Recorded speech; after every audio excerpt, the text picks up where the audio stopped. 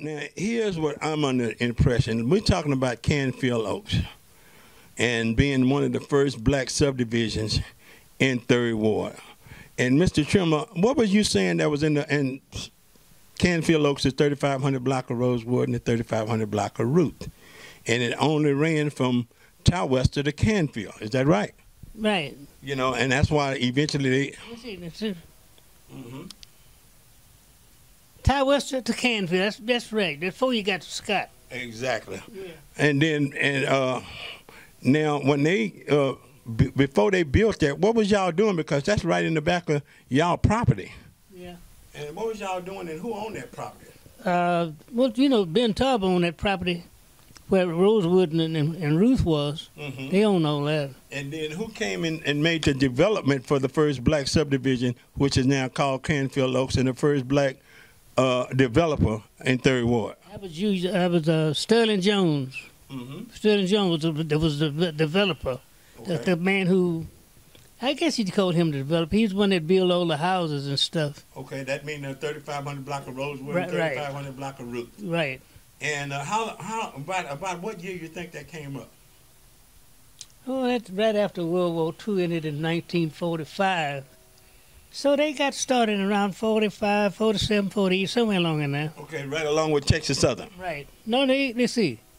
Yeah, just about the time of Texas Southern. Yeah. So, you know, in case everybody want to know a little history about Canfield Oaks. That was the Black River Oaks over there.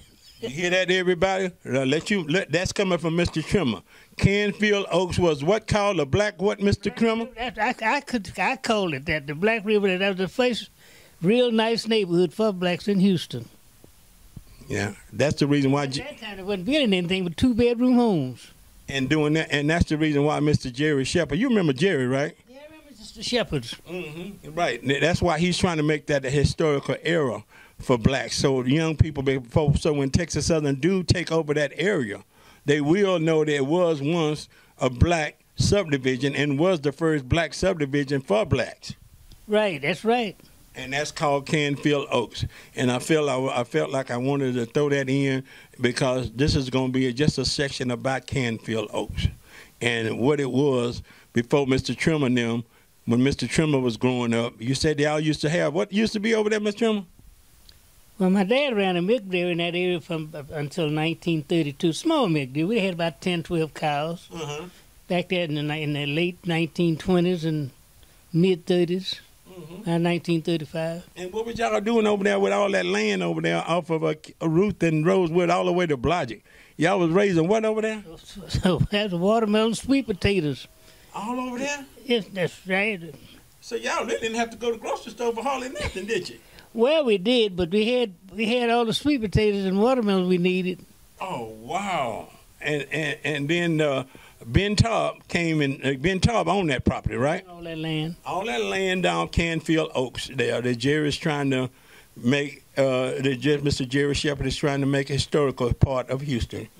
Is once owned by Ben Taub, who also they named Harris County Hospital after him. After they moved out there in 1963, because it once was Jefferson Davis.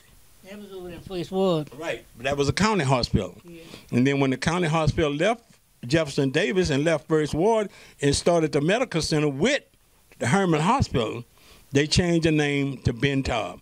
And Ben Taub was a man who had that land over there on Rosewood and Ruth, which was called Canfield Oaks. Right.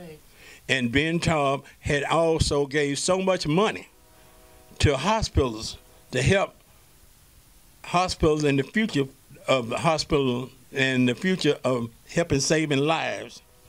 That's the reason why they went on in the county, named the hospital after him. Yeah, Ben Taub. Ben Taub. Yeah. And you know, you had another hospital in it called George Herman.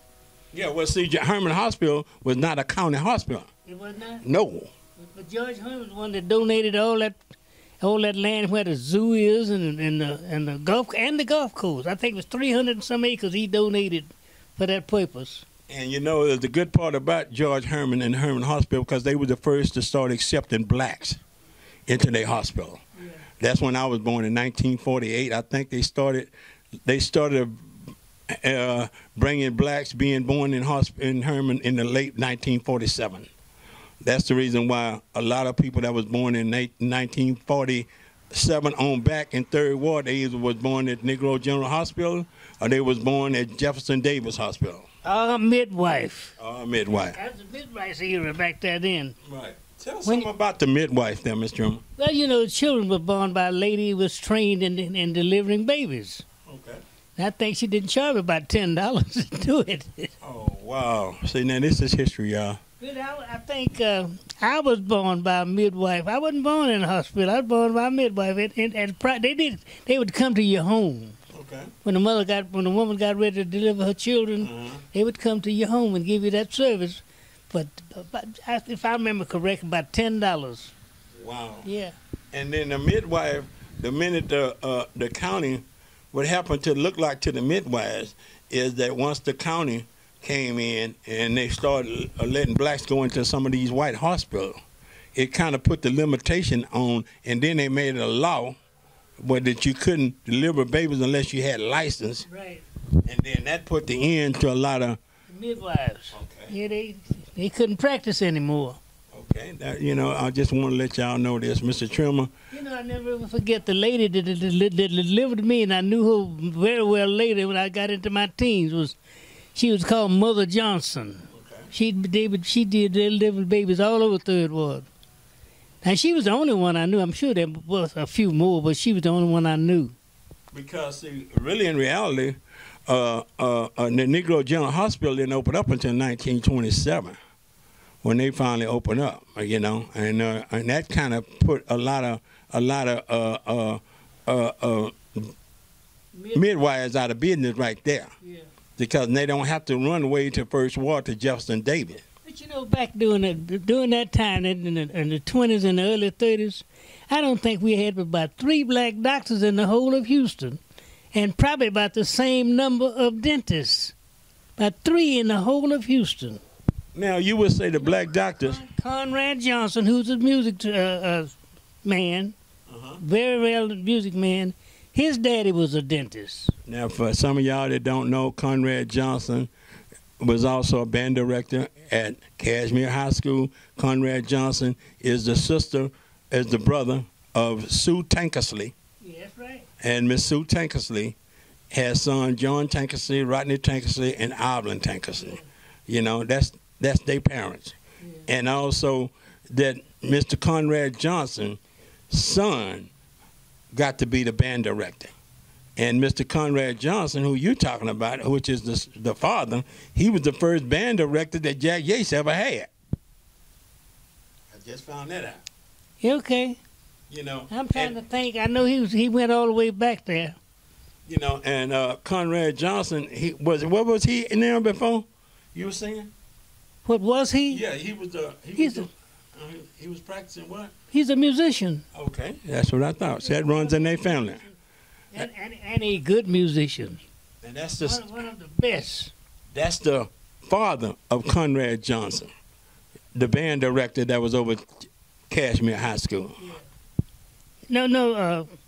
Conrad's daddy was a dentist. Okay. So now that's Conrad Johnson's grandfather that was the dentist. We're getting this straight now.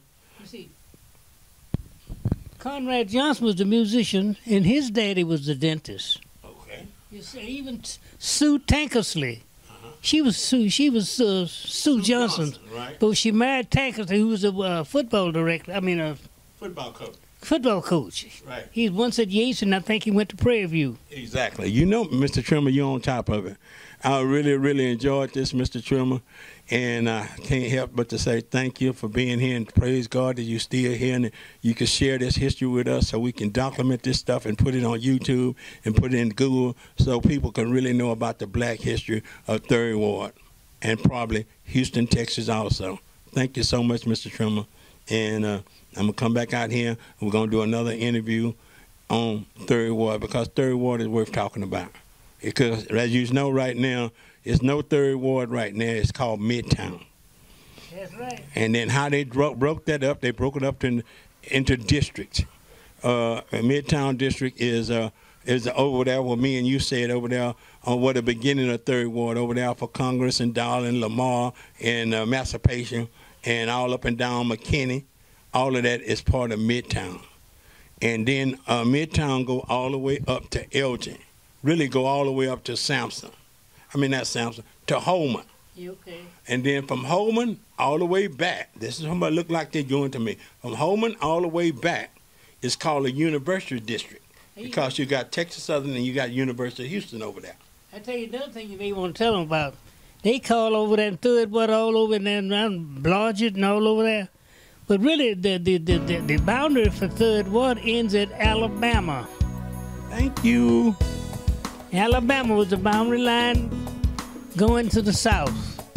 And when you left Alabama, you was going into what we call the white neighborhood. That's right. This is where a lot of your black ladies worked in private homes over there for about $4 a week. Wow, now that's history, y'all.